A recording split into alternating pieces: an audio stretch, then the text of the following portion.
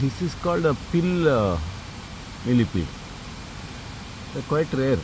And this species I haven't seen before, and they eat this debris, the dried leaves, and then moss and all. They eat dead moss, living moss also they eat.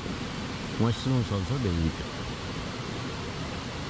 And they're very beautiful, harmless little things.